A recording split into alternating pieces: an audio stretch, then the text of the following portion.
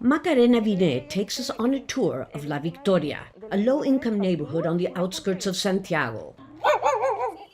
Its murals, dating back to the 1980s, tell the story of its residents' political struggle against Chile's former military dictatorship. This is the mural in honor of the people who were detained and disappeared. It was a time when the community got together to create soup kitchens to confront a profound economic crisis. When soldiers rushed in to arrest or kill protesters under an endless state of emergency. 40 years later, for many, it feels like déjà vu. Again, there's a curfew, a state of emergency with soldiers on the streets and police fighting protesters. And once again, the women of this community are cooking for the hungry in soup kitchens.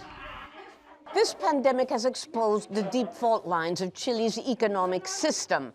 There are millions of people now out of work, and much of the so-called middle class has been plunged into poverty, which is why tens of thousands of people are now resorting to this in order to have something to eat.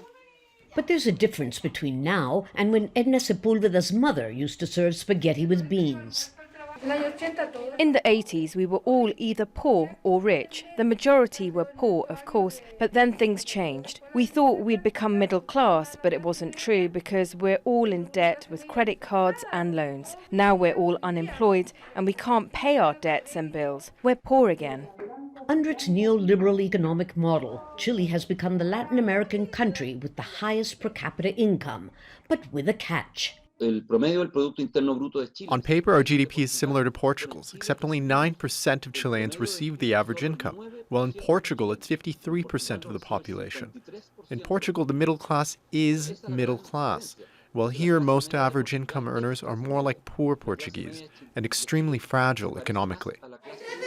Chile's conservative government is now offering an economic aid package to the middle class.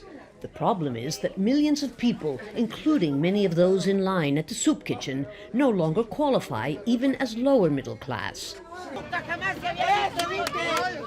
All this is adding fuel to the still unresolved political, social, and economic explosion that erupted in Chile last October, and which the pandemic had put on pause, at least for a while. Lucia, Newman, Jazeera, Santiago.